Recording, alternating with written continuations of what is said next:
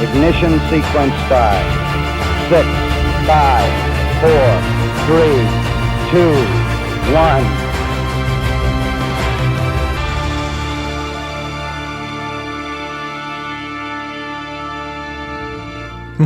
Welcome to Strange Normal. My name is Bradley, and we're talking about the stranger things that happen in your normal life to give you a biblical understanding of what is going on. And there is a lot going on, especially this last week. Man, I think I say it every single time, and every single time I mean it too. There's so much happening right now. God bless my wife, because every Sunday we try to go out and do renovations, and most of the time we get through it. But there's been so much going on right now. I'm like, look, I have got to pour through this content today before I do the show tonight. Otherwise, I won't have a complete show. And there's just so much to pour through. I dump it all into the Discord, and I barely get it all out because we got, I think, 40 minutes of B-roll, which is the content that overlaps what my face looks like. And I mean, usually I have 20 minutes, and that makes a full hour and a half tonight. We're going to talk a lot less, we're going to show a lot more, and we're going to reveal a lot tonight. So make sure you stick around, and we're going to get right into it. But before I do, I wanted to ask everyone in the chat to tell me what their temperature is out here. Because look at this. This is amazing to me. We're in the U.S., obviously, and it's getting cold. It's supposed to snow tomorrow in Tennessee, southern Tennessee. That's ridiculous. We get snow every 4 years, and it's supposed to get 4 inches? I hope not. We are bottled up with water. We are going to drip the faucets, and we are going to hope and pray that we don't get snowed in, because out here they don't clear the roads. They just hope for the best. Okay, enough talk. Let's get into the show. This is crazy. Where's my button? All right, Matthew, how are you doing? I am doing pretty well. I'm glad to be here. Staying toasty as I can. How cold is it there? I believe we're at 6 degrees currently. I'm not sure what it's like with wind chill, but it's pretty icy out there. We got a little bit of snow, just a dusting, but I'm coming to you live from central Ohio, so a bit further north than you are, and yeah, just anticipating. Last year we got a pretty nasty blizzard. We got iced in, so nothing new up here. I think everybody can handle it pretty well. So. They got snow plows and all kinds of stuff to take care of down there, but we're getting down to 4 degrees tomorrow, and it's supposed to snow. That's not going to be fun. We don't know what to do with that here, so whatever's happening, look, I think there's going to be a little bit of weather manipulation happening in the future, if not already. So who knows what's happening right now with wars and rumors of wars? Is it us? Is it the earth? Is something changing, or is it manipulation? We don't know. But I think we will get into that some other time. I think that's actually a good topic to talk about. We got some crazy stuff happening, Matthew. Let me tell you, I don't know if you've been watching the chat. I know you've been sick lately, and so I don't want to say, oh yeah, Matthew's been on the Discord. He's been monitoring it, but I'm sure you've been horizontal for a while now. So have you seen everything that's happening? I've seen bits and pieces. I have glanced it over when I've gotten a chance. I think I've seen some of what we've got in the thumbnail and for the title, the Jellyfish UFO. I told you it was getting crazier and crazier. Balloons, you got the propane tanks. We're going to jellyfish now. Any other guesses? Just go ahead. Post them in the chat or in the comments section if you got any ideas as to what it's going to be next. I don't know. But it's just so exciting to find out what's next. What's it going to be next? I'm going to pull your sound down just a little bit, so if people complain that you're too low, I just want to make sure, because you were very low and very dark when we did the sound check, so I wasn't sure if you were going to be that low. But I'm glad you're getting excited here. Yeah. And again, if you're not feeling well, just take off. Don't feel like you have to be on here. No, you said that we're going to be watching stuff tonight, so this is a perfect night for me. I'm looking forward to it. Yeah. Yep. Less talk, more show. We're gonna do it, and here we go. Hey, I rhymed. I'm gonna make another another music video.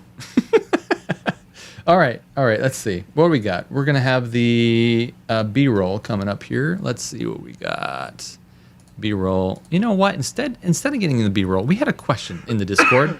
I think it was a very good one, and so I want to bring it up first. I don't have a slide for that because it was like spur of the moment.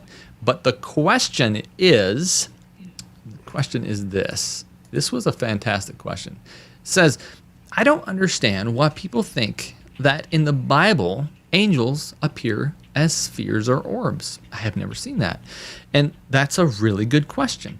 And the reason why we are seeing that, and the reason why we are have that idea here on the channel is this. Let me read a couple verses for you. This is really fascinating. Let's go to the computer.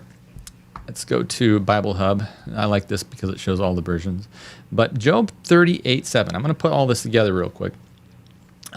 Says, while the morning stars sang together and all the angels shouted for joy. And what is this talking about? Let's go back a verse.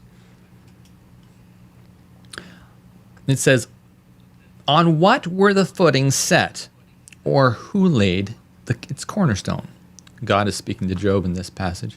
It says, while the morning stars sang together and all the angels shouted for joy. The morning stars sang together and all the angels shouted for joy.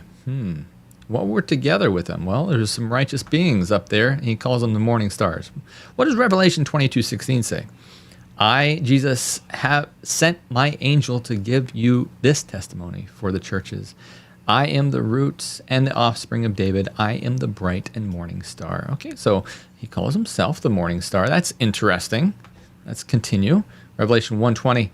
The mystery of the 7 stars that you saw in my right hand and of the 7 golden lampstands is this. The 7 stars are the angels of the 7 churches, and the 7 lampstands are the 7 churches.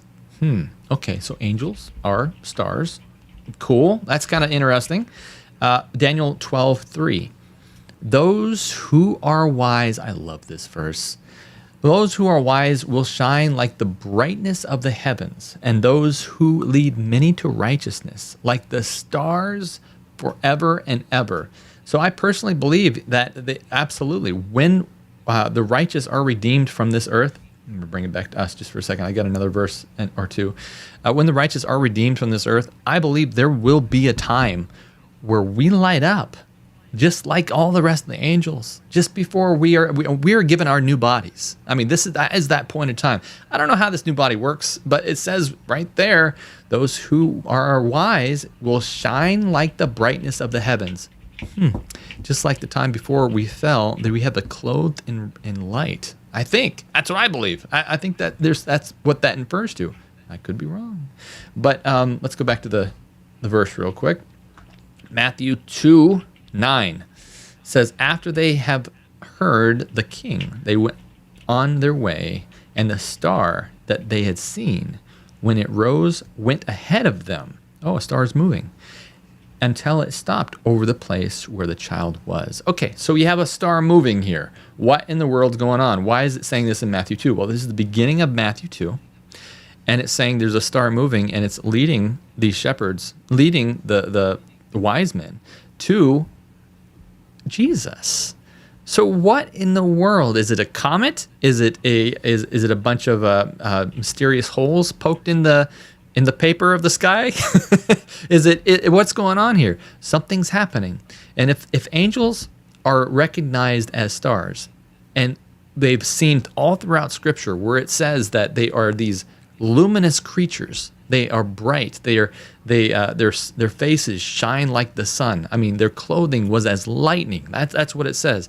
You got to wonder, is there more to this than just a bright being, or is what we see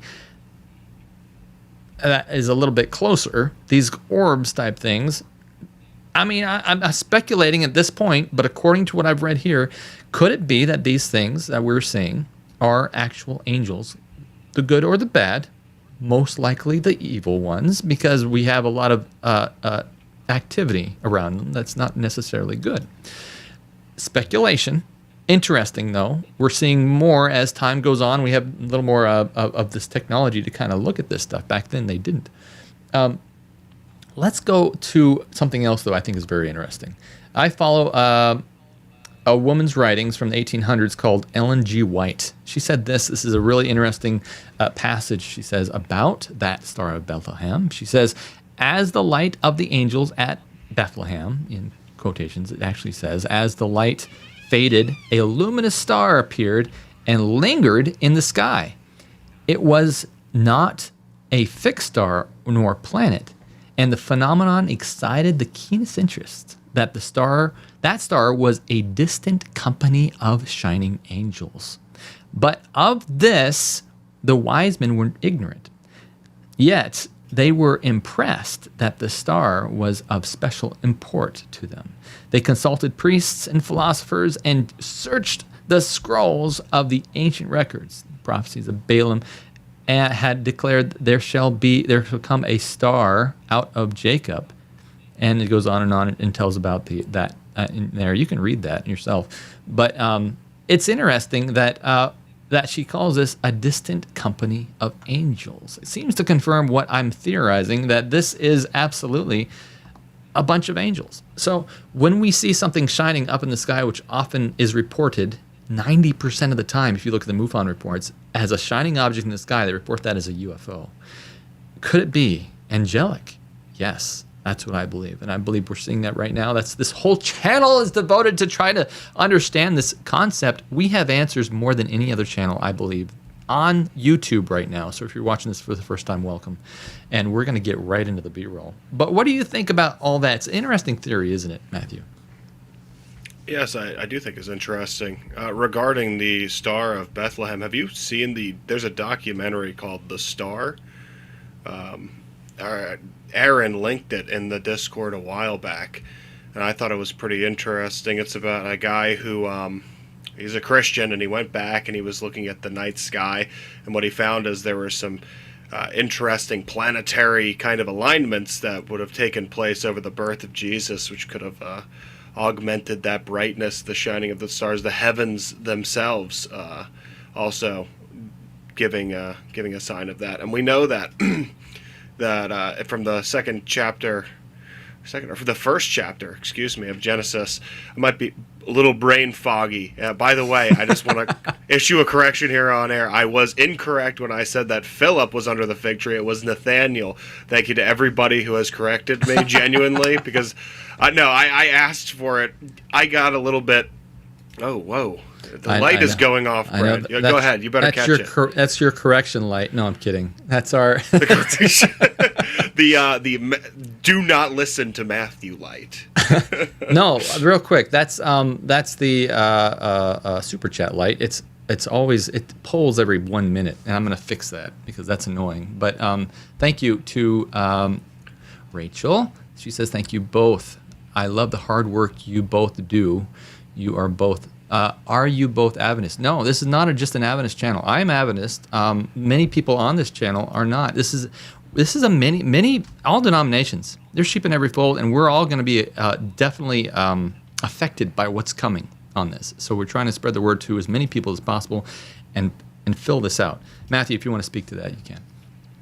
Yeah, I suppose I'd be considered by the larger Christian community as a non-denominational Christian. That being said, the way that I would classify myself, simply I'm a follower of Christ. I put the Bible forward as the only authority spiritually in my life, and everything that I believe in, I have a theological basis for believing in it, and if I have, this is an idea of mine, I think it could be like that, then I try to be very clear on that. But even then, I like to have some type of a biblical basis to go off of. But a lot of the views that I have, I suppose, they can contradict from mainstream Christianity that they would be known of, and I agree with I suppose Adventists on a lot of things. There are some things that I disagree with, but at the same time, I would say some of the major points. I was really impressed. I don't want to segue too hard here. No, go for it. But, no, that's fine. Yeah, just when I made a study of the Bible and I came to some conclusions, I was a former Catholic, and I came out of Catholicism, and I just said, okay, I'm going to look into the Bible. What does the Bible say? And I was arriving at conclusions like, okay, it seems to me, reading the Bible, that the dead are just dead, and then the destruction of the wicked. There's several things, and then I was surprised to find out about Seventh-day Adventist Sabbath keeping was something too. It just blew my mind when I was like, wait a minute, God wants to be worshipped on the Sabbath. I was looking through different denominations, and I was like, okay, these like the Seventh-day Adventists, I didn't even know who they were or what they were about. Never heard of the denomination, and then lo and behold, here I am on air with one, and fellowship with many Seventh-day Adventists. But I like fellowshipping. I got a lot of different people: Baptists, Reformed folks, some Methodist folks, just basically anybody who has this real faith in Jesus Christ. And they have biblical reasons. It's okay when people disagree with how I see things in the Bible, as long as we're being honest with each other and open, and not just being deferring and saying, well, just believe it because so-and-so said to believe it. It's not, I believe it because the Bible says this. And you draw it out and have really good conversation that way. Yeah. That was a great question, though. Thank you for that. Fleshing that out. Sorry. No, I didn't know if you were going to talk. I was going to fill the void. Go ahead. What are you going to say? No, I was going to give a comment on just some of the luminous nature of angels. So in Genesis 19, we see there's an episode in Sodom where the angels come, and there are some very lustful men of many different generations. I find interesting that in Sodom it wasn't a generational issue. It was a total all-encompassing culture where they were lustfully pursuing these angels, thinking that they were beautiful men, and the angels managed to smote them with blindness. Now, the Bible, it just says that they were smote with blindness. I have to imagine it, and again, this is where I say this is how I am making sense of this, a brightness. I could see a flash of light that rendered these men blind for a period of time. And they were unable to get into Lot's house. Mm-hmm. We see that Jesus, when he was transfigured on the mount, it's described in Matthew 17:2 that his face did shine as the sun, and his raiment was white as the light. Mm-hmm. So that I know that's Jesus and not necessarily an angel, but I think having heavenly properties, even the fallen angels have retained some of that capability, that there's a luminous nature to it, as I was saying.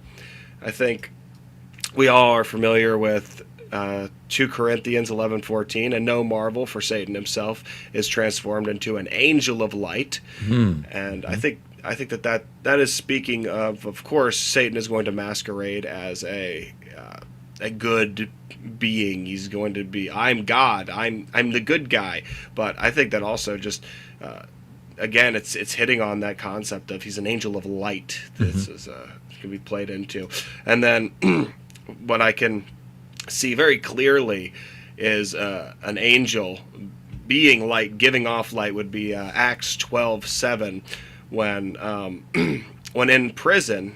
It says, and behold, the angel of the Lord came upon him, and a light shined in the prison, and he smote Peter on the side and raised him up, saying, Arise up quickly, and his chains fell off from his hands. So the presence of that angel being light. And I think at a distance, what we're seeing here, these UAPs, when we're seeing orbs of light in the sky, it's simply a distance thing to where they're exuding light, and you're just not capable of seeing the being inside of the light, and it's kind of almost encased in light. Yeah. But very good. Very interesting. That's my 2 cents. Yeah, I think that's very fascinating. And there's lots happening here. And I see a lot of people came just for the B-roll, so I want to get right into that. And where I can see the dip. Everyone's like, hey, why are you going over this? This is important because we are establishing an honest opinion of what's happening here. And so now we're going to get into everything else that's going on, because there's a lot of news that's happening here. And then we're going to, at the end, go back into and understanding it through the biblical narrative here. And so let's get into it. This is the very beginning. We had some major things happen at the beginning of this week.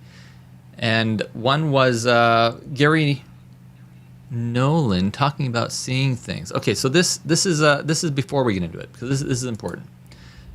And let me play this clip, because this is a clip from the top 20 reasons why UFOs are demonic. This is on the channel. I want you to watch this real quick, because it plays into what we're talking about here with stars.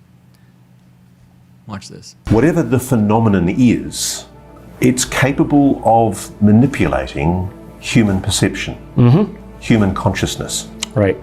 It can make us see things that aren't there. I mean, the best example of this that I know is a story that Jacques Vallée brought to me of a family in France driving down the highway. This was like in the last 5 to 10 years. And they had a glass-topped car. And they look up and they see a UFO, basically paralleling them down the highway. The mother looks around and sees that no other individuals nearby are freaking out about this thing above them. The children in the back take out their cell phones, take a picture of it. They get home and they look at the pictures on their camera and they don't see an object. They see a little star-shaped thing about 30 so feet above it, and I have the picture. Even if it was an object, that was there. Others weren't capable of seeing it, so it was manipulating vision. So yes is the short answer. So by these ufologists alone, by their testimony alone, they're saying that what people are seeing and what is manipulating us appears to be a star in the heavens. A star, what we were just talking about. So this star is changing what people see in their head, possibly, because only some people see it. And we see that in the Bible. There's actually references to that in the Bible where some people can see it, some people cannot. And so is it, we won't speculate on exactly how that happens, but we are seeing that these things don't have to appear as stars. But it appears that this might be the default physical appearance of these beings. Now, that's also debatable. But I think what's fascinating about that is that they could appear as whatever they want. And that's what I want you to take from this. We're going to go in further, deeper into that, because this show is all about those new things that have appeared, and that is in the news right now. You're going to see things that you have never seen before on this show. Do you have any comments, Matthew, before we go into that? Just that with our very basic technology, the holograms, they're all based off of light. Whenever we're projecting, a projection screen, right? What is it? What is that? It's based off of light just put out onto the wall. I think it makes sense to me that when people are taking pictures of this and they're saying, no, I'm seeing whatever it is, well, it's being projected from this light source. So rather than capturing the projection, you're just capturing the source. I think that could be what's going on. Speculating. What's going on. Fascinating. This next clip is getting right into it. So this is fascinating. And before we get into the jellyfish, the floating jellyfish, which is what we're going to call this, I want to tell you what has been happening in Congress. Watch this. All right, welcome back here to the Hill. So, unidentified anomalous phenomena, UAPs, they are a hot topic, as you might know, on Capitol Hill. But really, it's nothing new. Consider this headline from the New York Daily News in 1952. Jets chase D.C. sky ghosts as air traffic controllers at Ronald Reagan Washington National Airport here across the river spotted 7 unidentified flying objects in the sky. Here we are 72 years later, and we're still grappling with the question, are we alone?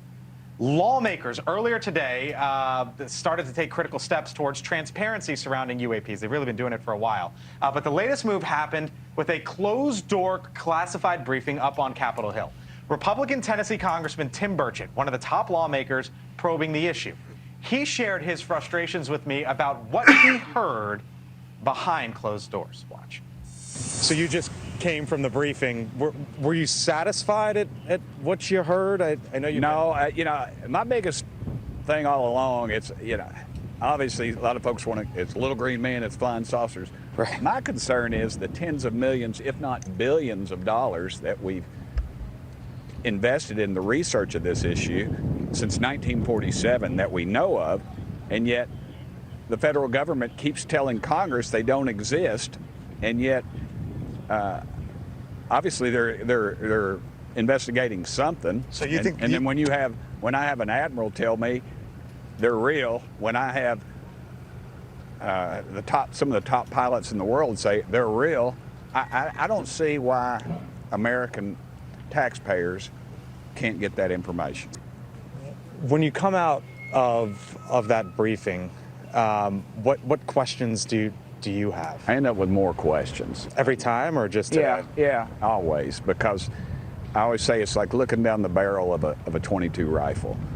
They are very specific in what they know, and it is very compartmentalized. It's like Oak Ridge National Laboratory, which I don't represent, but over 6,000 folks that work there living in the 2nd Congressional District that I represent. And they, during the Second World War, over 2,000 people were working on the bomb, and less than a half a dozen knew what they were working on. Say it was a recovered craft in 1947 at Roswell, New Mexico. Every person that was involved in that is dead now. And it's been passed on and passed on and passed on. And now with these private contractors who you and the press and we as Congress cannot access because they're not under FOIA, Freedom of Information Act, because they have passed it on to a private contractor. And is that by design? I don't know. But I still think we need to ask some questions and we need to know some answers. Dadgummit, it's just going on too long. And there's no excuse for not giving us other than arrogance. What comes next in your view? Well, that's a great question. And I'm going to be working with the chairman. And since I'm not chairman of this so-called subcommittee, it is a subcommittee, I'm going to be working with them to get us an excellent list of witnesses for this next hearing. And I'm not going to release them because the last time I did that, the folks were literally told not to come. By who? We were told by NASA, a quasi branch of NASA, other groups. They claimed they didn't do it, but the folks told me they did. And we'd asked over a dozen folks, that's 12, and we ended up with 3 excellent witnesses that put their love of this country over the love of themselves. Actually, this is... Wow. Okay. So next we're going to get into what each one of those people said. I took and searched for every single video from that SCIF meeting, and some of them said more than others about what they heard. I was very curious about what they heard, because what I'm curious about is how far this is going. How fast is this happening? And I think it's important to as someone who understands what's happening and how fast it's happening, this spiritual deception is going to come out, and it's going to be, and I'm all for government transparency. I think it's very good that what they're doing as far as that goes. But the concern I have is when this gets out and people realize, oh, there's other things that we could learn from. You don't want to learn from these things. And so I don't want them communicating with them. That's my main thing right there. But what's happening right now is that this is being drawn out. They're going to figure out what's going on here, and that the government has potentially made some communication with these things, and maybe even deals. That's what's on the table right now. And that's very interesting. I want to know how far that's going, and that's why we are watching this carefully, how Washington is dealing with this UFO thing. Before I go into each one of those testimonies, which is a video with a collage of that, what do you have? Do you have anything to say, Matthew? It's okay if you don't. No, just that they laughed at the beginning of the segment. I always make note of that. They laugh. Ha ha ha. Oh, it's the UAP, unidentified. Ah! You just hear it in the background. Wait until they stop laughing, folks. When people stop laughing, then you know we're in the serious times. And they're going to stop laughing when they show their faces, and those laughters are going to turn to, oh, wonder, whoa, whoa, can't believe it, whoa. It's not going to be that funny to them, but they're going to be enamored by it. It's just there's always this wrong reaction. Something you're supposed to be taking seriously, let's laugh at it. Something you're supposed to avoid completely, you're fascinated and want to draw close to it. Reminds me of the people these days who are taking selfies with wild bears. It's ridiculous. You've seen some of that? I have. Just Yeah, people at like national parks in the parking lot. Oh, it's a bear. Let's just all ha. It's like, if this is a bear, avoid it. Get away from it. What is wrong with people's just sense of self-preservation? I think has gone out the window. So. Right. And if you don't know, if you think we're crazy for saying that these things are like bears and they're dangerous, you should watch the top 20 reasons. This is on this channel. Go to the video section, the top 20 reasons why the UFOs are demonic. And it'll tell you. I mean, there's plenty of evidence to show why you don't want to fool with these things. And people just don't want to hear it. They don't want to hear it. But let's get into what the people in the SCIF. SCIF, what is a SCIF, Matthew? You're in the military. It's a secret compartment. It's like an information room where basically there's... I put you on the spot. No, it's fine. I can't remember the exact... It's an acronym. SCIF is an acronym. But it is... Essentially, it's a room where potentially no eavesdropping can happen from technology. It's like a secured container where this information could be shared without fear of it leaking. I looked it up. I cheated. It's a sensitive compartmented information facility, SCIF. Yeah. It's pronounced it's SCIF. I think it's like a building too. There's multiple rooms, and then those rooms are reserved and booked out essentially for the purpose of sharing sensitive information. Yeah, and this SCIF. So all these members went into the SCIF, and they were members of Congress, and they heard from not from David Grusch, but from the man that interviewed him and said that it was a credible thing. And so he did his own look into this and try to figure out what it was. And so he gave him a boost of credibility. Now watch this. Oh, hold on. You got a video allegedly taken at a U.S. military base in Iraq in 2018, just released by a journalist named Jeremy Corbell. All right, we're going to pause it there then. What did you say? Oh, I was just saying you got a super chat. I know your alarm isn't working, but I know. Get a little... I'm going to get that working. Superb chat. Very good. Thank you. She says pray. Yeah, we do pray. 2 hands. Yes, thank you for the super chat. That's how we continue doing this. I don't know why the light didn't go off, but thank you for the super chat. Let's get into it. Don't die, Matthew. Okay. All right, here we go. Back. Actually, this is the first real briefing that we've had that we've now made, I would say, progress on some of the claims Mr. Grusch has made in his complaint and some of the claims he provided to Congress. This is the first time we kind of got a ruling on what the IG thinks of those claims. And so, so this meeting, unlike the one we had previously when we did this briefing, this one actually moved the needle. Very good. Let me just give you a hypothetical, because I'm not going to share anything from a classified briefing.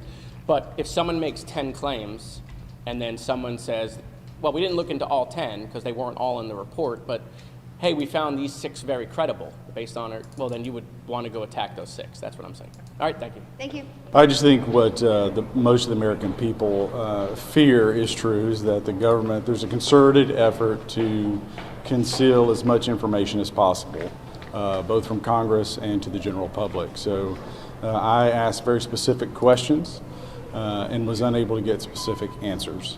I believe that he's telling the truth. I think that he is a credible witness, and what I can also say is one thing in particular that really caused me to be concerned about this whole thing is that Grusch had stated to myself, Representative Burchett, and another member on the phone that there were people that were hurt hiding this information and keeping this information safe and or trying to come forward with this information. What I can tell you is I believe that claim after now leaving.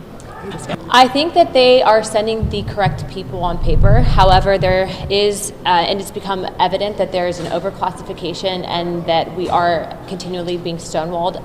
My one concern is that we are authorizing money that is supposed to be spent on certain programs, and yet there is compartmentalization in which Congress doesn't have access to oversight in those programs, and that's a problem.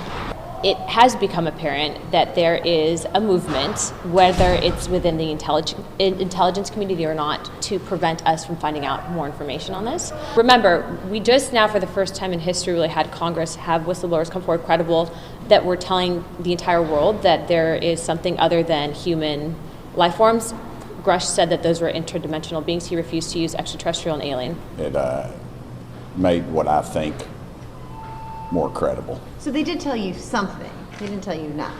That's correct. Okay. Because first you came out and you said we didn't learn anything new. Well, we didn't learn anything new. It just verified what I thought. Does that move the needle for you at all? No, I think they're covering this thing up. That doesn't, and these guys pretty much verified that. They, as I stated, I mean, it's not their attempt to do it, but by design, this issue is very compartmentalized. So it's giving me a more clear perspective, a little bit more of a clear perspective. Before it's very blurry. Everything is extremely blurry, but I'm getting a little bit more clarity. Without saying anything that came out of the hearing, I will say that my worldview has not changed. Are they okay, then one more thing, and then I probably let you go. Are they obfuscating on purpose? Are they sending you the people that don't have the answers? I feel like he gave a lot of clarity to me. I think that some people are looking for things. This was not the venue to determine those things, but for me, I got a lot of clarity. Are you satisfied with the answers you got today, or? I'm not full. I mean, not fully. But it does give us a direction to go next, and that's the key thing. So where do you guys go from here? I can't say. He keeps leaving and coming back. Thank you. Wait. I'm more concerned than I was going into the SCIF, and I think that they have a lot of questions that remain unanswered. And Mr. Grusch has made allegations that we're still trying to figure out the veracity of, and we haven't gotten the answers that we need. And what do you mean more concerned? I mean, they stonewalled more, or what caused you to be more concerned? My impression is that, unfortunately, I don't think that we're looking at the substance of his claims, and instead we're kind of dancing around kind of the procedural nature of his claims. And I think that we have to kind of delve into the substance and kind of figure out what's what. I can't get into the specifics of the hearing, but let's just say that all of us were very interested in the substance of his claims, and unfortunately, I didn't get the answers that I was hoping for. I gotta go. Thank you, I'm Mr. sorry. Criswell. Okay, thank you. Ms. Lona, good morning. How are you? I mean, I think it's easy to be disappointed when you don't get all the information that you want, which I understand. I would have loved to receive much more information, but I think that it's reasonable to say that everyone that was in the room received probably new information. I certainly did, and think that's interesting, additional information to continue the investigation and ask more questions. So definitely have more questions than less questions. Does that term mean anything to you? I'm not going to get into any terms. I just think that it's more important to focus on that this is a serious topic and it deserves serious attention. And I actually encourage also members of the media to continue covering this topic. I think that's really important. It is not a fringe topic. It is a serious national security topic. Okay. Before I get into that's thank you guys so much for the super chats. My light isn't working too well, like I've said before, but it does come on eventually. Like one night, I think I woke up and it was going like 15 minutes. I was like, well, there you go. I took a picture of it because I was like, this is silly. But I'm going to get that fixed so it's immediate. Anyway, thank you, Michelle, and thank you, Peter. Michelle has a little dog. And little dog, I think it's a super sticker. I'm not sure what's it called, but I don't know. I think it's a dog. It's just going like this. And Peter says, love this highly unique channel because it's not only highly informative, it is filled with the faith and love of Jesus Christ. And we all love you back, Brother Bradley and Matthew. Thank you very much. Appreciate it. Thank you Peter. For the help. This is interesting because they're going into this stuff and they're saying, hey, look, we learned that this guy's valid. He's not crazy like they were trying to make him out to be. And there is something going on here, and it gave us direction to go, and that's all we're going to say about it. But absolutely. And there wasn't everyone that wanted to talk on this. You didn't see AOC was there, but she didn't, Cortez, whatever her name is. She didn't want to talk about it. And I think that's wise because these guys, I don't know how they do it. Hey, we're going to have you have a meeting and talk about stuff that you can't talk about, and then you're going to go out in front of reporters that are going to ask you questions about things that you shouldn't say. That's difficult for me, someone that just wants to talk about everything all the time. Let me just tell you. So I praise these guys for what they do in serving our country. But what do you think about this before we jump into the jellyfish? I have a hard time trusting politicians and people from the government in general.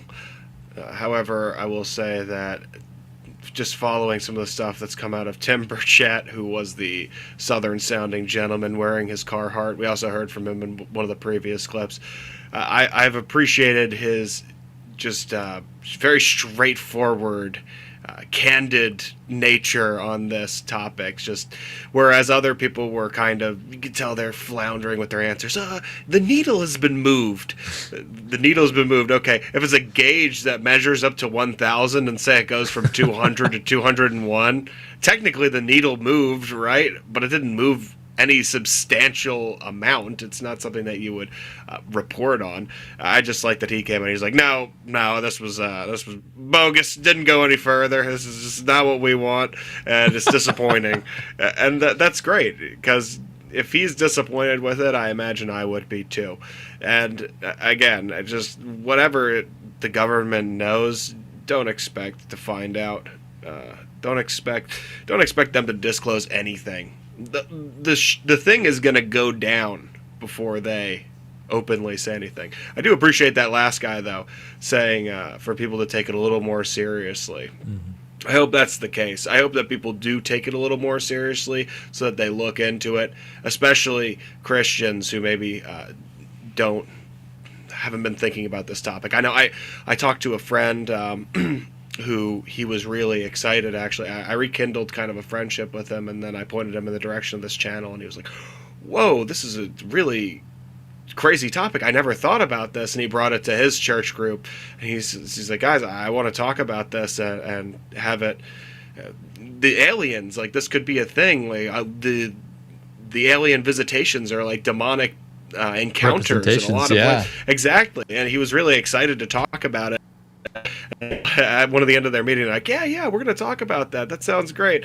And he's just like, yeah, it's been a couple months, and they won't talk about it. It's just it's a shame. It really is a shame. But hopefully, just someone was listening, and those seeds get planted, and people they're gonna be confronted with this.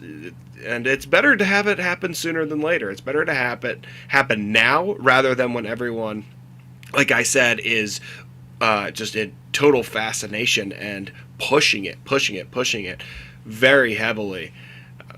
We're going to be a minority, people. Yeah. But we need to tell people about this, because it's going to be a big deception. And even if it's, even if it's just a deception for the non-Christians, those are still people too. We need to reach them, and we need to tell them what's going on here. And so I feel really bad for churches that are just like, hey, we don't want to talk about the devil.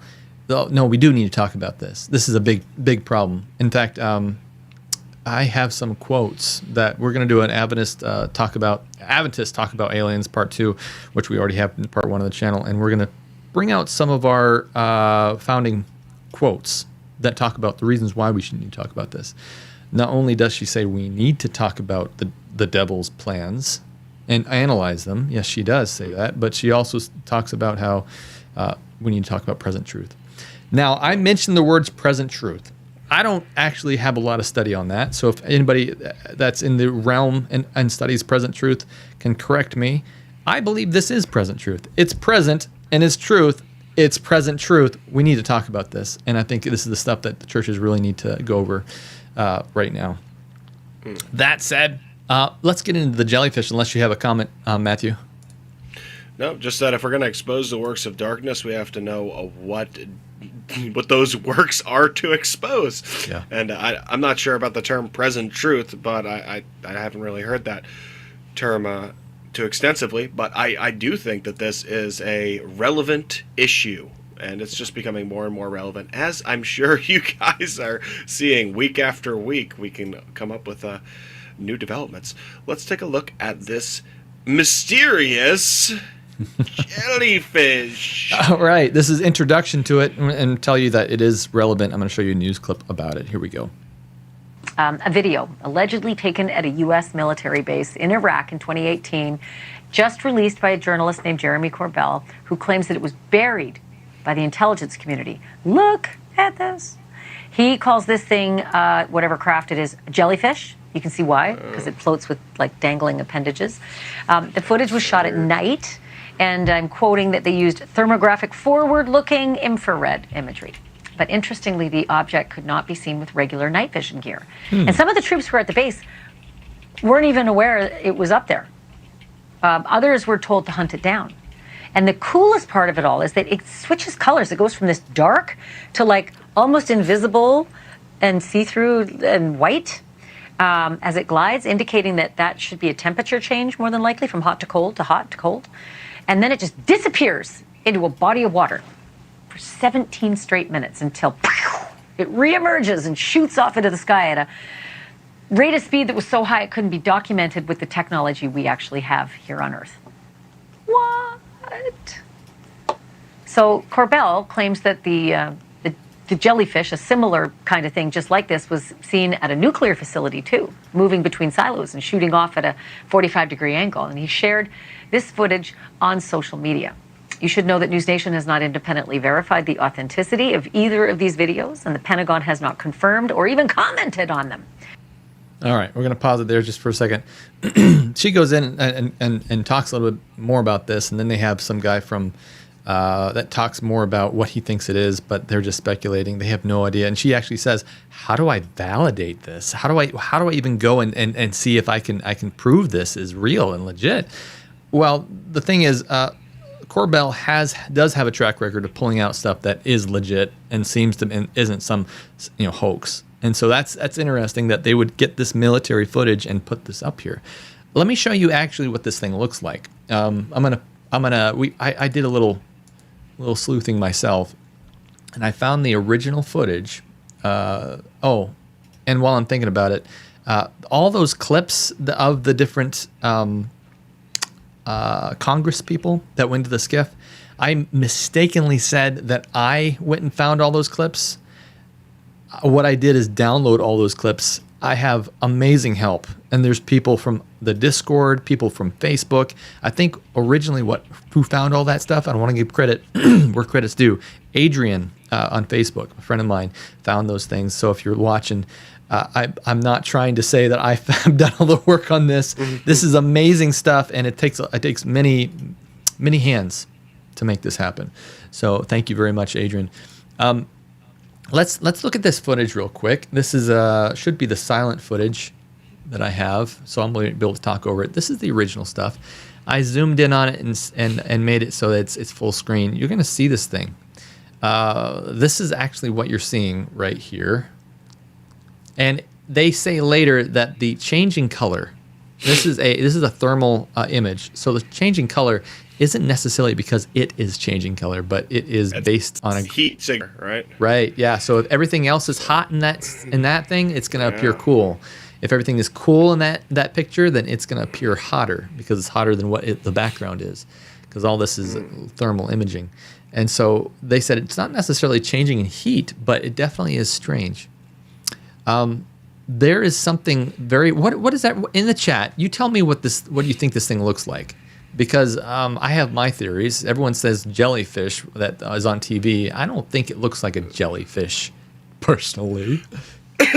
I sent you a little image in the Discord. I made sure it's a PNG, so you can definitely pull it up if you want. But right away, I thought of when I was a kid. I used to really enjoy watching the original Star Wars trilogy. And you see that right there? I do. I'll try to plop it in here. If we could show that to the audience immediately. Actually, I hadn't seen this video. I saw a different video, which I know you're going to get to that one. But this Jeremy Corbell one, it just looks exactly like from The Empire Strikes Back. At the very beginning, what happens is the Empire is looking for the rebel base on the snowy planet, so they send down a little probe droid. and it has little dangly appendages. It has this like round feature to it, and it moves just like that. It just glides across with no visible means of propulsion or anything like that. So this is one of those things. It's weird because I know I've seen before. They say that depending on what is culture, there we go. There's the little guy. What is culturally relevant. Photoshop didn't do the best job removing the background there. What is culturally relevant, what is in the mind of the people, that is what they'll see. And I don't know. I would say that maybe it's probably dated by now, but at one point in time, that probe droid would have definitely been the go-to. When I think of a probe coming down to Earth, it's got to look like this thing, like from Star Wars. Okay, here's what I think. Here's what I think it looks like. You ready for this? This is what I truly think it is. I truly believe this. You ready for this? I want to see what you truly believe, Brad. I truly believe this. Watch this. This is what I think it is. I think I found through some processing of the image, I was able to reveal that I could get color out of this thing. You ready?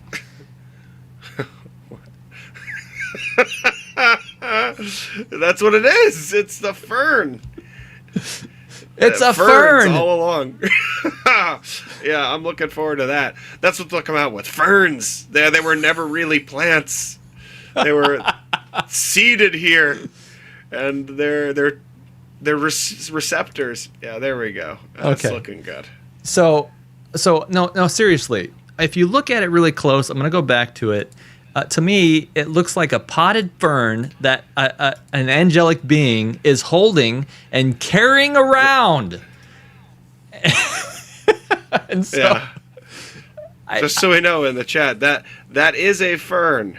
That is not an illicit substance.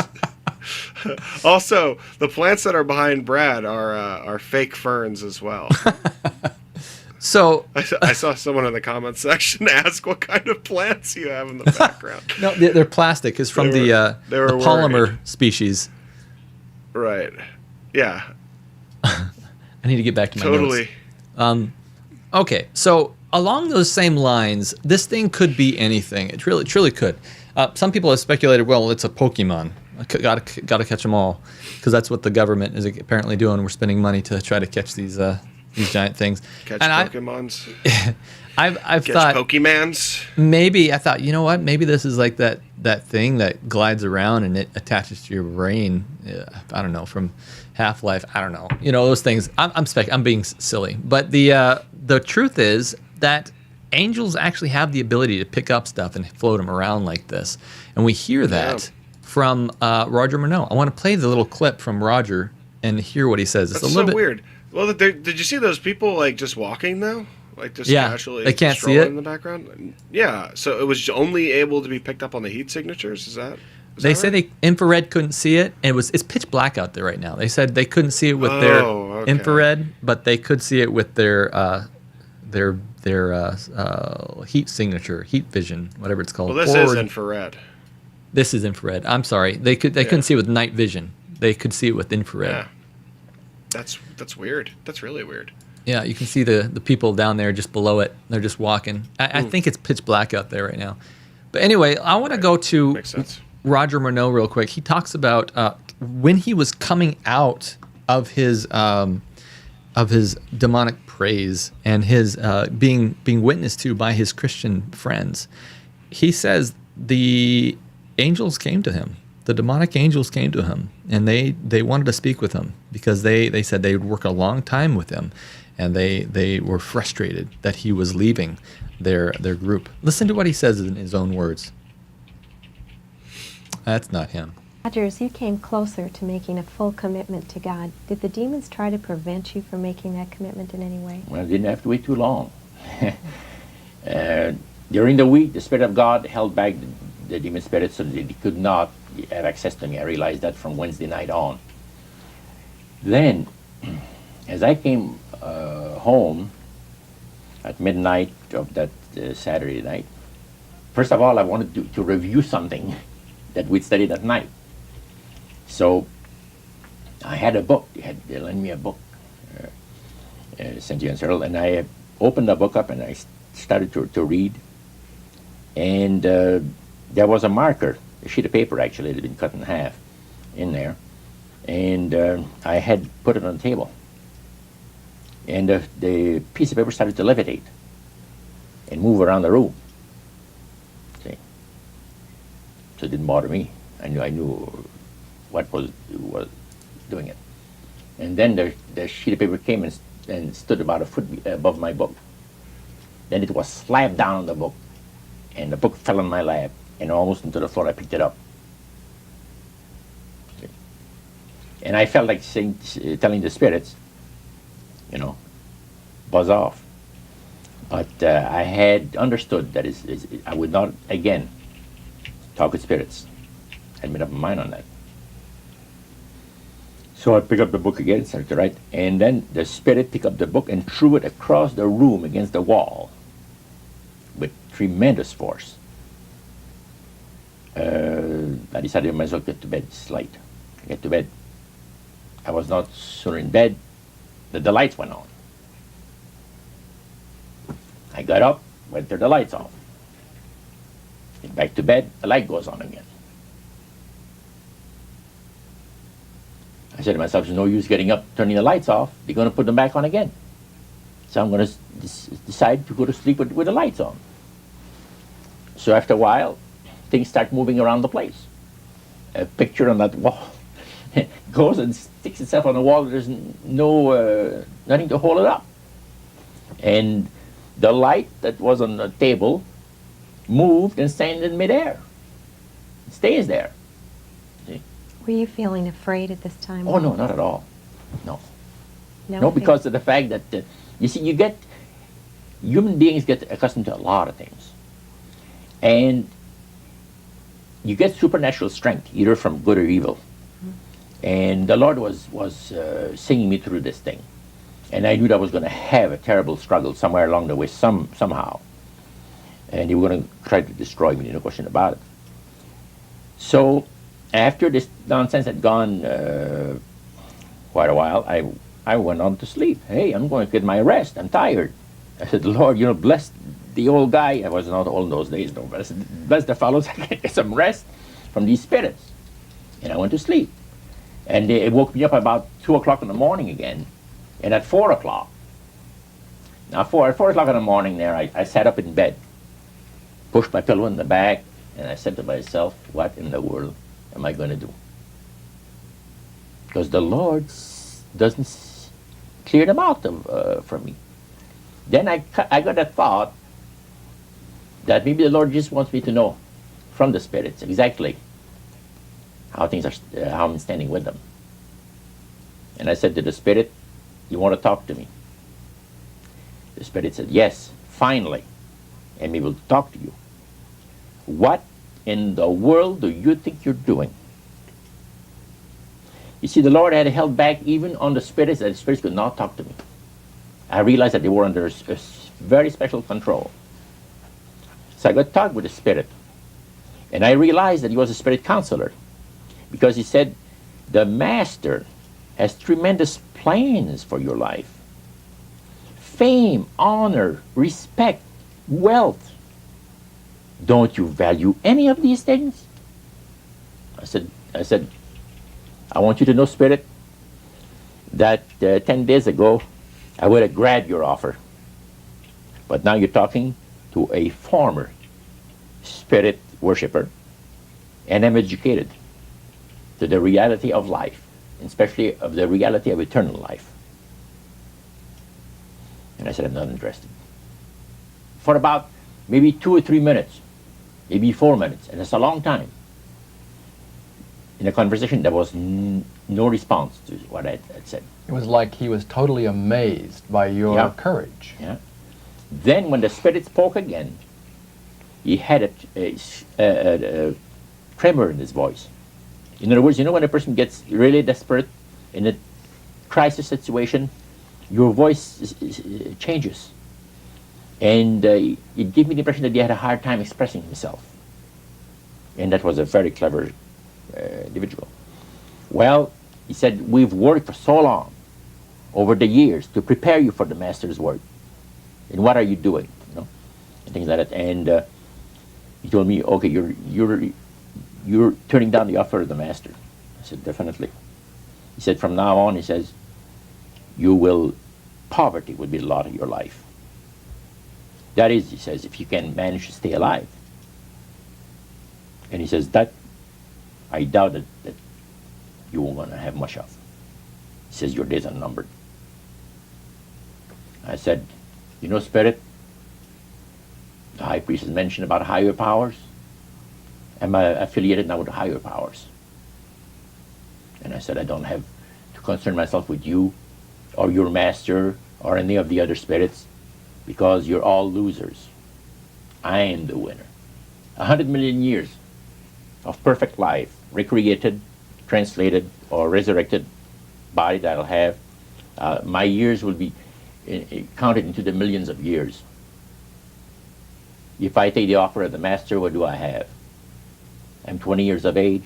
And even if I live to be 100, how can you compare that to 100 million years?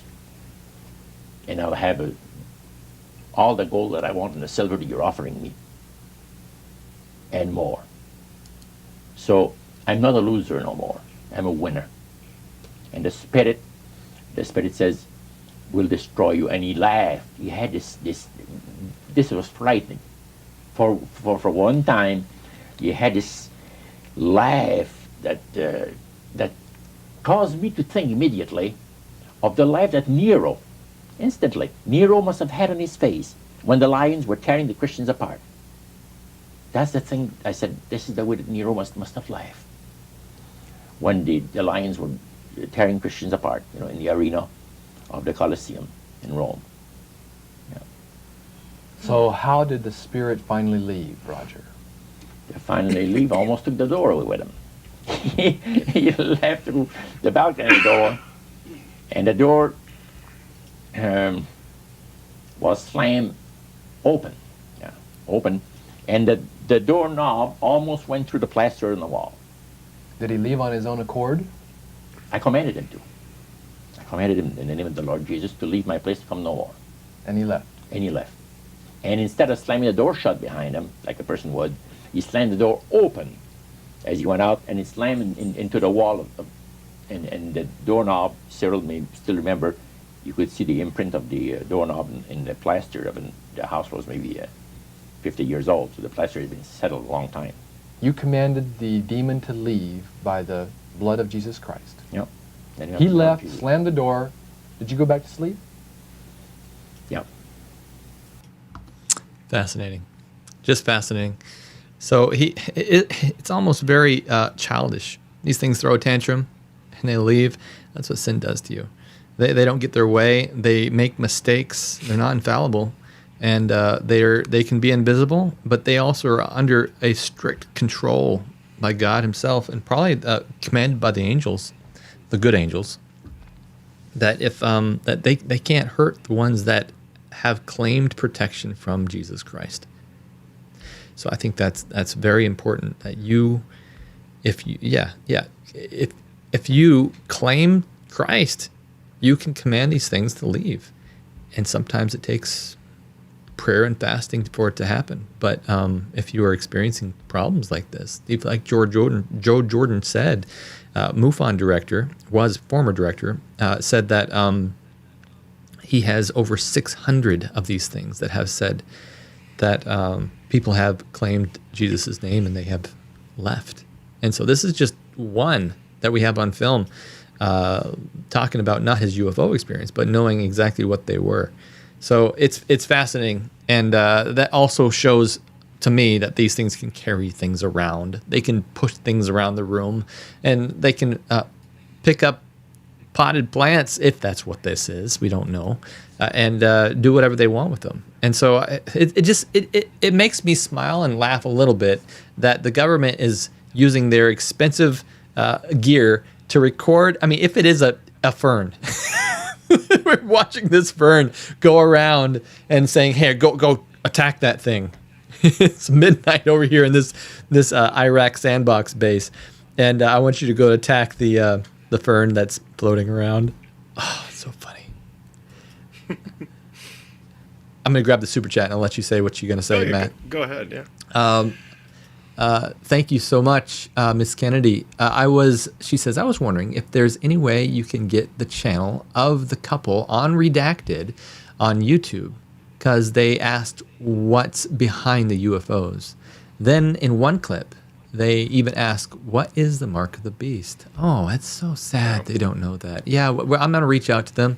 I'm going to tell them, I'm going to show them what we have on this channel. I've just like you guys reached out to Tucker Carlson, which is fascinating to me because every 2 weeks he comes out with a video. But since we did that, he is like a week late on coming out with a video response. And I think it's because he's wondering what to do about responding to this. I don't know. But if you haven't reached out to him yet, please continue to do that. It's very fascinating to see that he hasn't responded yet or come out with a video or emailed me back. So we'll see what happens. But anyway, that's all I'm going to say. Matthew, what you had a thought.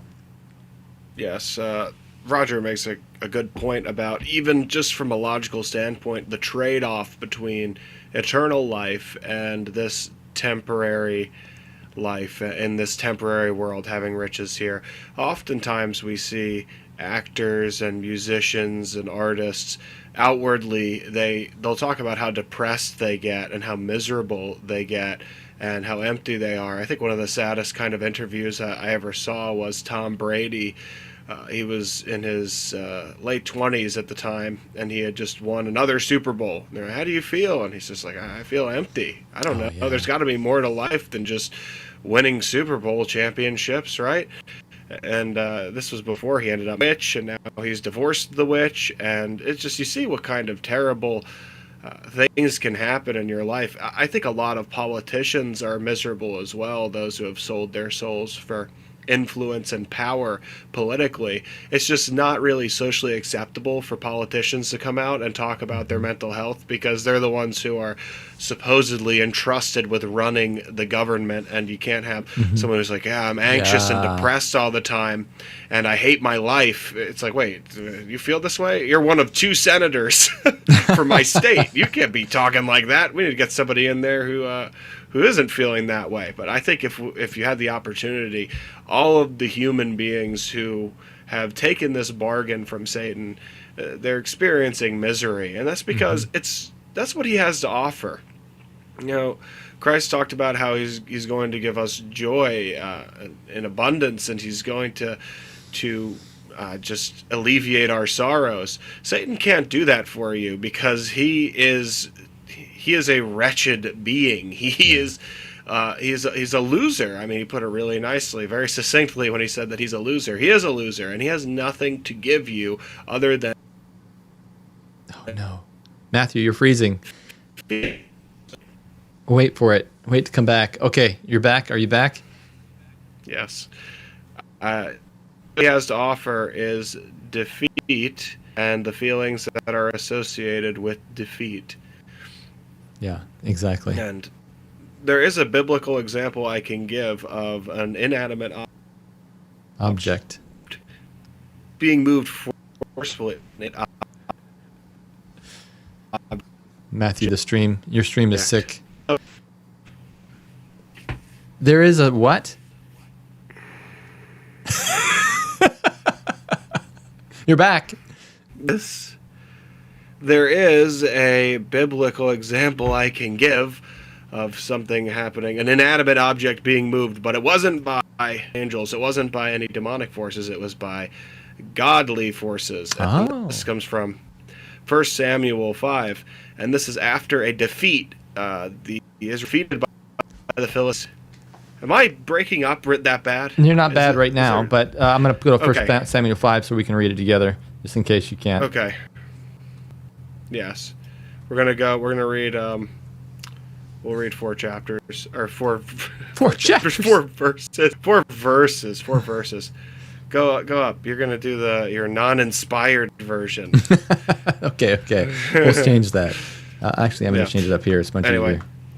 I'll start reading it. Right. So, 1 Samuel 5. And the Philistines took the ark of God and brought it from Ebenezer unto Ashdod. when the Philistines took the ark, they brought it into the house of Dagon and set it by Dagon. And when they of Ashdod arose early on the morrow, behold, Dagon was fallen upon his face to the earth before the ark of the Lord. I love this story. And they took Dagon, and they set him in his place again. And when they rose early on the morrow morning, behold, Dagon was fallen upon his face to the ground before the ark of the Lord, and the head of Dagon and both the palms of his hands were cut off upon the threshold. Only the stump of Dagon was left to him. Therefore, neither the priests of Dagon nor any that come into Dagon's house tread on the threshold of Dagon and Ashdod unto this day. It affected them that badly. It's just don't even tread on the threshold anymore. But it's so sad. I'm not laughing at them. I'm laughing because the whole thing is pretty funny. Of what God does to just demonstrate. Right. Yeah, he'll push it over, and then they're bold enough to say, "Oh, it was a fluke. It was off balance. Just we put this ark in here. Someone bumped it or something the other day, and that's what happened. I just put it back. It's fine." And then the next day, it's just shattered and it's reduced to a stump. Okay, there's something more going on here. Yeah. I think that's cool. Dagon, by the way, just so we know, is a pagan god that the Philistines worshipped. Was the chief pagan god. Think of Baal. He's tantamount to that. Horus, tantamount to that. He's like the head god from the Philistines. Interesting. I didn't know that. There is also some other interesting things going on here with that floating fern.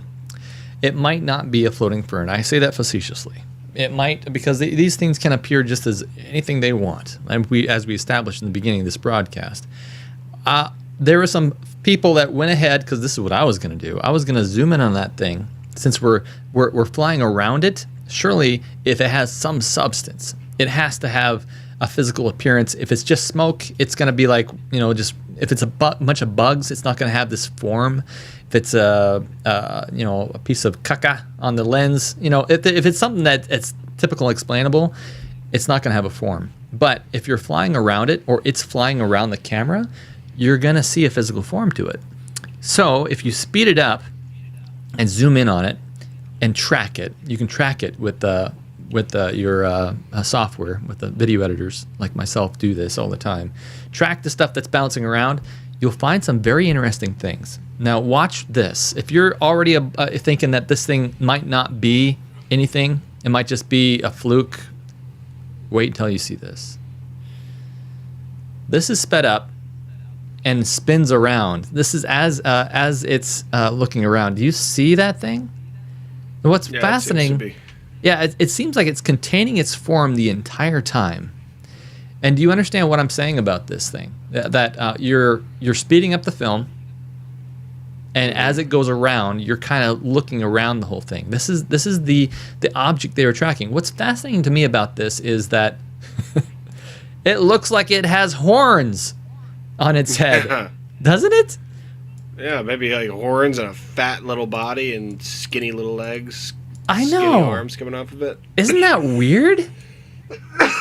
I mean, I'm not saying this thing is presenting itself as a demon, but I think it is just interesting that maybe this is where we got that idea from ancient lore that said that the devil has horns. Maybe this is they thought this looked like a demon, and we're actually starting to see this stuff. I think this is going to happen more and more. I do. We're going to see more and more of this stuff, and this is the spiritualism that's happening. I don't know what that is, but it's surreal is what it is. You gotta wonder. It's funny you mentioned that, because I was wondering just the other day about ancient peoples, and they have these really crazy descriptions of mythical creatures and that type of a thing. And some of it you can see, like they saw like a whale or whatever, and they went, the imagination goes wild because it's just such a vast thing. So it's like, oh, it's got to look like this, and this. There's other things that are very specific and very strange, where there's like humanoid kind of beings, and they're coming out, and things like that would be more like this, if those are like arms and legs and like a head, something that you could see more distinctly. I wonder if there was more, I don't know, like viewings of these beings back in the day, and it's just kind of been rolled back as technology has progressed, and it's just more of a don't show yourself too often. But maybe back in the day it was a more frequent occurrence that I do believe that things would be around. And in fact, I wish I had extracted that clip, because Roger says the satanic priest said that 1700s. If you look back in one of my videos, I think it's called it's the music one. I forget what that one's called, but I pull that out because he says in the 1700s they all decided to go and stop being so visible out to everything, because if they can make themselves believe there's no spiritual realm, they can make themselves believe there's no God too, because everything must just be physical. And that's what we hear Congress saying. Congress is constantly saying things like, we're just now finding out that we truly aren't the only life out there. No, this has been around a long time. It's just last 300 years, so you don't have any recollection of that stuff, and that lore is kind of dissipated. Yeah. Interesting. Well, I mentioned before, for all the ancient peoples that we hold in high regard and think are geniuses, like Julius Caesar, was a religious man, and he believed in his pagan gods, and he would say, yes, I am a brilliant tactician. However, there are certain times where the gods have intervened for me, and I have divine luck on my side, because otherwise I would not have been able to get out of these situations had the gods not been looking out for me. So they had this understanding back in the day that we're not the only beings living here, that there is supernatural there are supernatural beings, and they can offer you supernatural aid. And I think it just goes back to like I said, in the Bible you see a lot of supernatural aid, but generally it comes from God, and it's a good thing. But people have been experiencing it for a long time. I think we're living in, this is the exception, really, the times we're living in to what the rest of humanity has experienced. Right, 100%. So now I want to jump into a news clip about this. I feel like we're doing all news this tonight, but it's relevant, and it's important that we go over all this stuff, because we didn't have a specific thing to cover, but this is it. This is so relevant right now, and so it's in the news. So let's jump back to Jeremy Corbell tells us that the release of this, he calls it the Jellyfish video, it's not happenstance that it was released just now. And the person I mentioned before, Jeremy Corbell himself. He released the Jellyfish video to the world, and some of his previous discoveries have led to congressional hearings. Is it coincidental that it is this week that the Jellyfish video ended up being released for all of us to see, and then there's this hearing? And as an addendum to that, do you think that particular video was discussed today? All I can say is that being a strategist, what's really important is that we can make a lot of noise and get things into public consciousness when it will have most effect. Now, this meeting has been on the books for a while. George Knapp and I have been sitting on this footage for about 3.5 years. We've been trying to figure out the best way to get it out if we can verify it from firsthand witnesses, which we sure did. So as we unfold this story, it kind of seems like perfect timing today, right? It sure did. As he smiles. Notice as she asked that question, he's just giggling in himself. He says, "Oh yeah, I've had this thing for years, but all I can say is that we, as a strategist, we're going to make a lot of noise." This is all planned. Yeah, I think so. Definitely, there are people with an agenda. They're rolling it out as they see fit, and I think they're also occultists. Just by the way, I don't think they're just UFO enthusiasts. I think that they're dabbling in in dark practices, and they're receiving marching orders too. I think a lot of this stuff is orchestrated by angelic minds that have really they're banking on this, and they have been for a long time. Boy, that's heavy. Yeah. So you're saying that perhaps he's like a Roger Morneau that didn't come back from the good side. He's saying, of course, we're going to give you fame and fortune if you go out and promote this idea. And we see these guys on the news as the cultists. That's something to think about. That's the theory worth considering. Wow. The next clip I have, I'm going to jump into the Daily Wire. We're going to cover, I think this is fascinating that Daily Wire is covering aliens again. Of course, Matt Walsh is the believer. But he's convinced another member of the Daily Wire of his belief system. And I think that's interesting. And whether or not you believe there's, and we're going to get into righteous entities, I don't care. Whether or not you believe that is up to you. We're not going to cover that in this channel. But it's fascinating what they say. That's all I have to say. Watch this. But on the topic of aliens altogether, where are you at? I think a lot of this comes back to the religious question that people have a hard time with. I don't. But if you look at this, if you look at this from a purely materialistic standpoint, which is not my standpoint, I'm not a materialist. But if you look at it from that standpoint, there's nothing to even talk about. It's like clear. Then it's just a number. It's just kind of a numbers game. It's a game of odds and statistics, and just like statistically, it's almost inconceivable that there would be trillions of planets in the world, in the universe, and we are the only one that managed to develop life. But people, I think, from having this conversation many times with many people, what I have encountered, like 90% of the time, it quickly comes down to the fact that the person I'm talking to, if they don't believe, if they're a doubter when it comes to aliens, it's because they're Christian and they think that this creates some sort of theological quandary to imagine that there might be beings elsewhere in the universe, especially rational beings. But I don't see it that way. I don't think that there's nothing in the Bible that precludes it. The Bible really is not. The Bible isn't interested in telling us about what's happening in other galaxies. It's just not. That's not what the Bible is trying to do. It just leaves that an open question. And I also think that you can make the argument from the other way theologically, that we know that God created the universe. He created all these many hundreds of billions of galaxies, and God does things for reasons.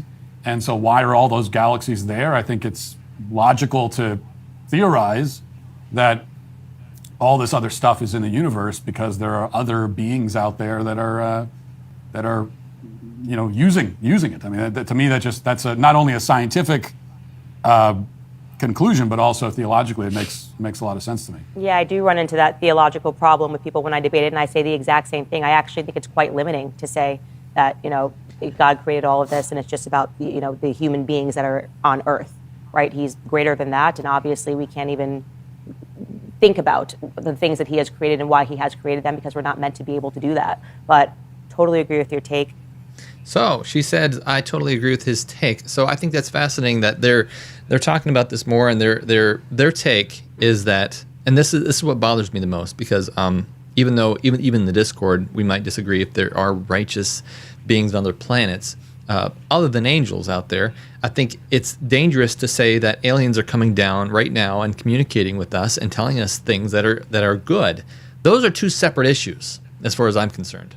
That's my personal belief, but I think we need to focus on, wait a second, regardless of if there is righteous beings, we do not need to talk to these things that are coming down and talking to us. We need to talk to God. If there is a spiritual being out there, if this thing appears as your dead mother, if it appears as another friendly humanoid flesh, or appears as flesh, and says it's from a galaxy far, far away, don't talk to it. That's not the purpose of your life here. And so I think it's interesting that these things, they come down and tell you all kinds of stuff, but how can you prove it? You can't. You're human. And so don't believe it. Suspect. Yeah. That's the main thing to look at in the Bible, is not necessarily, okay, are there other beings out there that are right, like what they're saying. He had an interesting phrase too. I know that Matt Walsh is a Catholic, but he used the term developed. He said that life could not have just developed here on this planet. The creation account is very clear. It wasn't a development. It was a hands-on creation. That's what happened here. Mm-hmm, mm-hmm. That it wasn't just a God looked and he prodded and he poked and he guided things along an evolutionary tract to come to where they were. He put things in place very purposefully. He put them together in perfect harmony, and man and woman came into that with this expectation that we would live here and dwell in it and go forth into this world. So I wanted to clear that up, but the Bible does not say that beings from other worlds or other planets are coming here to have some type of interaction with us, especially one that is beneficial, that brings in a new glorious age, a new understanding. That doesn't happen. Right. If anything, that's why, we should be suspicious of it, because what is detailed is is that there are foreign entities here, and it's actually in Revelation that the angels of heaven say, "Woe to you, inhabitants of earth, for the devil has come down among you, and he knows that his time is short." That is the alien invader. That is the threat that is among us. That is telling you that something has come from off planet, so to speak. Let's get sci-fi with it, but that's what's going on. Yeah, 100%. I totally agree. And there's a bigger war happening. I think that we're gonna see some amazing things happen at the very end of time. We're gonna see some revivals that aren't really true revivals.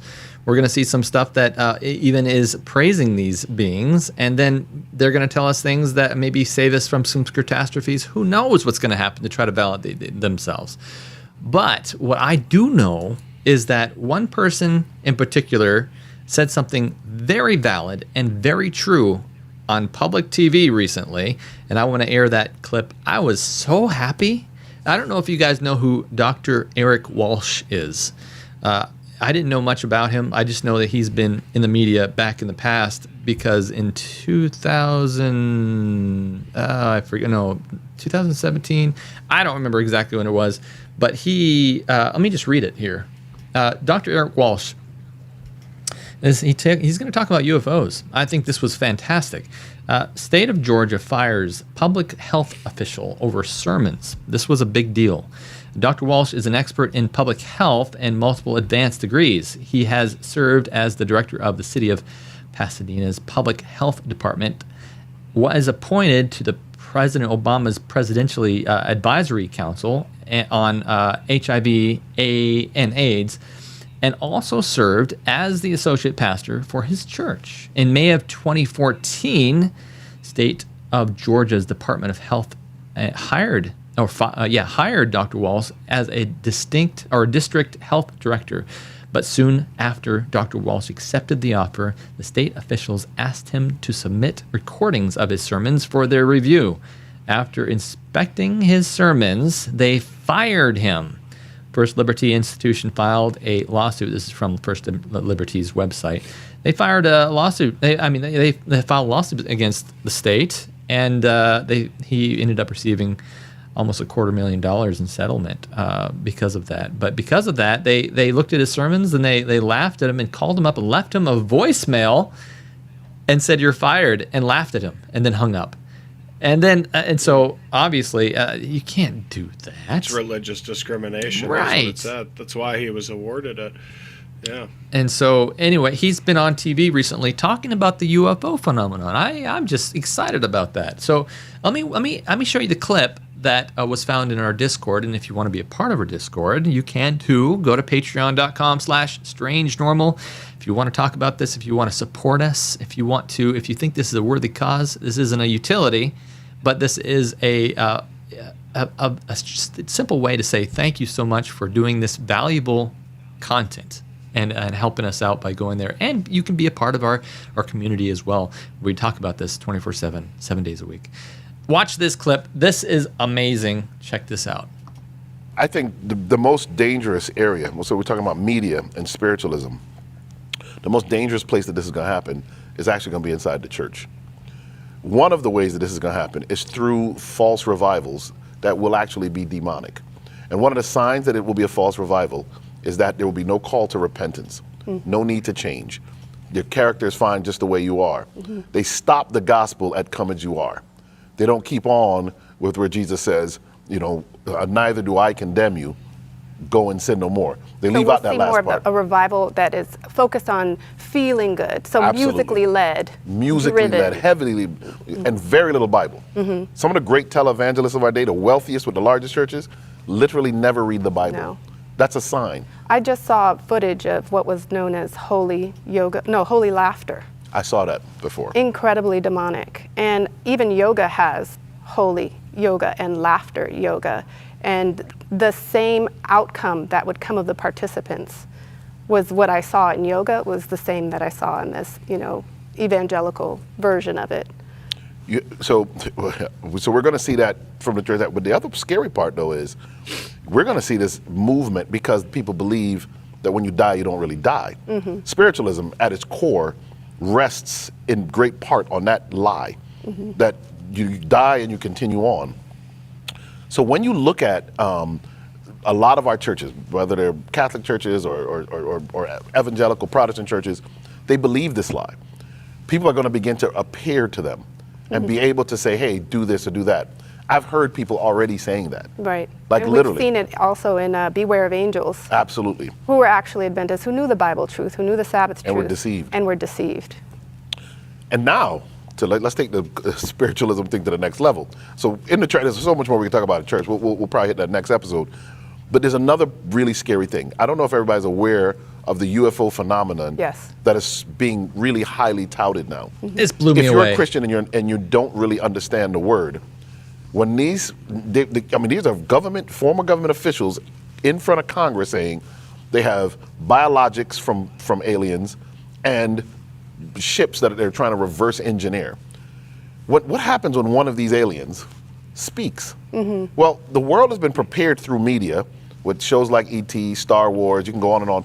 All of these Recall, things. you name Total it. Recall. All of this has prepared you for the idea that these aliens exist. But if you're a Bible-believing Christian, you know there's no beings from other planets visiting this one. No. We're the only world that sinned. Right. They would never come here. So who's visiting?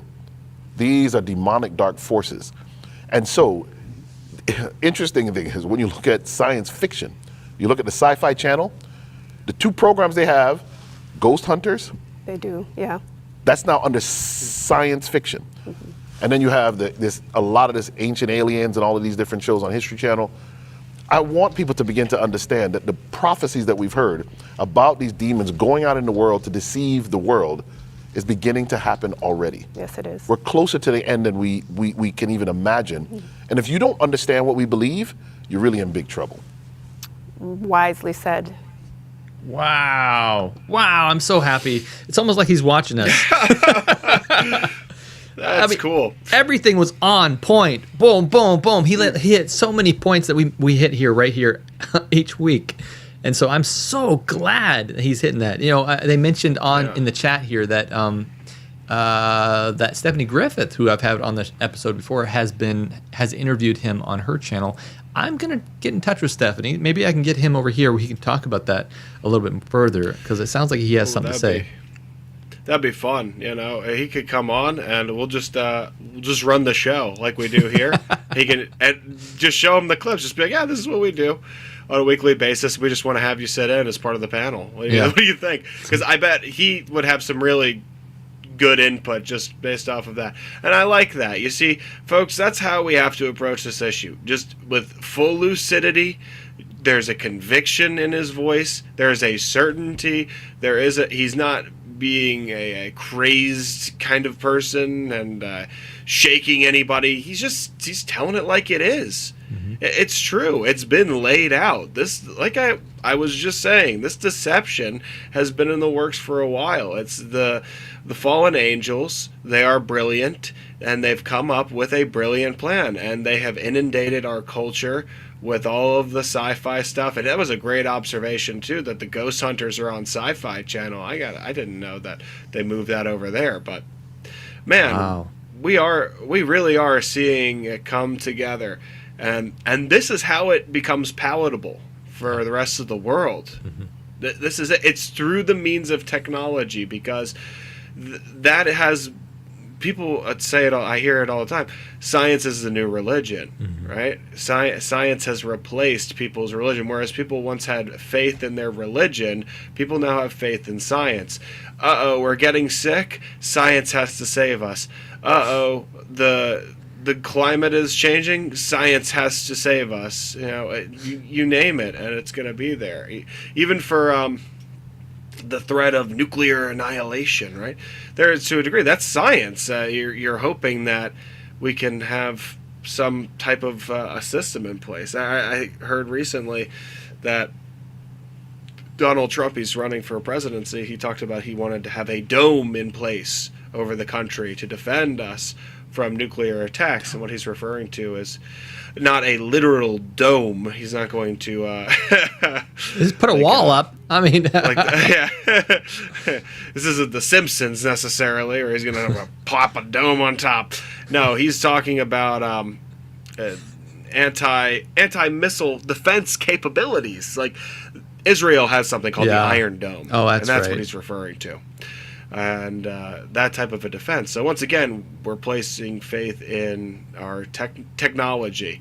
So it's the perfect avenue for Satan to come through, is a scientific, technological avenue that appeals to the masses. It can sway all of the people who are lukewarm, who need that explanation. They need that concrete. Oh, it was just high technology. It looked like God doing miracles to them, but really, like, Jesus had a little laser beam in his back pocket, and he was just like, oh, there's water, bzz, bzz, bzz, bzz, now it's wine, but no one knew that. They couldn't process it. And that's all it takes, is just switching things out and rebranding it. And yeah, we're there. We really are there. It's just, it's over, folks. More dominoes. It's over. Yeah, a couple more dominoes got to fall, and we're done. We're donezo. Jesus said once, he was talking to the Pharisees, and he says, "You guys can read the weather. You can't read the signs. The signs are all around us. They're on the news right now. You're seeing that this spiritualism is happening exactly how the Bible says it's going to happen. It's what you're seeing is the externalization of the hierarchy happening right now, and it's going to happen even more. And I'm amazed people aren't awake. It's going to be startling, and all of a sudden people are going to wake up and go, "What? What? It's happening now? This is us. We're the generation this happens in." And so everyone needs to talk about this more. You need to spread this channel around. This is the whole point of this, and help out the ministry as we continue to spread the message that this is a major issue coming. So praise the Lord that Matthew, that you're here, even though you're dying over there, and appreciate it. I'm not dying. I'm full of life. I have life dwelling inside of me, thanks to the sacrifice of Jesus Christ. Seriously. Praise God. It's fine. Who cares? It's a sickness. This life is a vapor. It's a short time. You have to endure suffering for a little while, whether it be sickness, financial hardships, relationship turmoil, you name it. All of that goes away in the end. We have eternal life to look forward to. And it's not just eternal life. It's not just, we're going to keep doing this forever.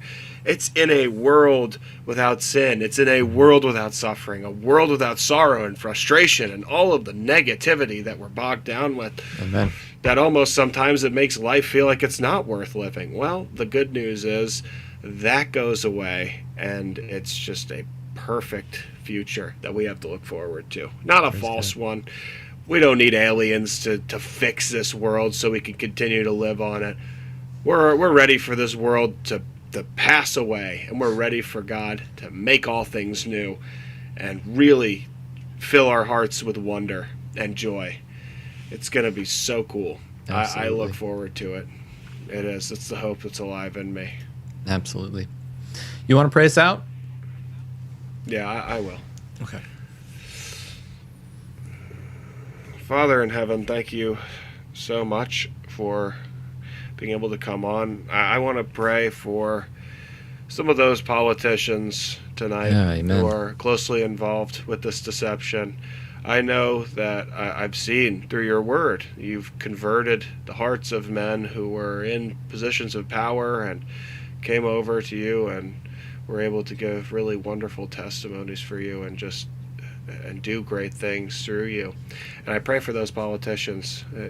I really, and all of the major mouthpieces that are out there, that you turn their hearts, and even just one, Lord, turning just one of their hearts, one of these people who is so close to this thing, to suddenly come out and tell the world, this is a demonic deception. This is Satan's end-time deception. It's coming. Be ready. And we'll continue to preach that word, Lord, but I do pray for their hearts to be turned over, and for their eyes to see, their ears to hear, and come to that realization. In Jesus' name, amen. Amen. Matthew, stick around. We're going to talk a little bit to the audience. Thank you guys so much for being a part of this broadcast. It's very important. And I think that it's going to become even more important, more obvious as the time rolls close. And you're going to see that. Keep watching. Keep spreading this message. Go out and take videos that you see on this channel and give it to people. We recently did a lot of different shorts, and that top 20 video, you're going to want to see that.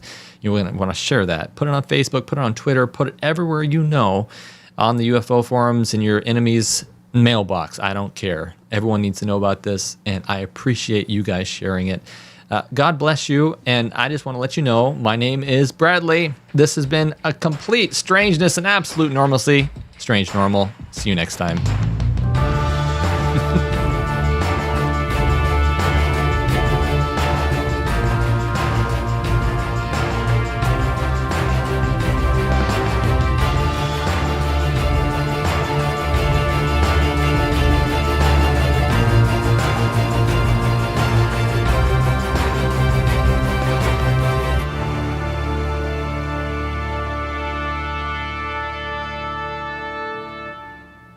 You're watching Strange Normal, where the truth is the truth.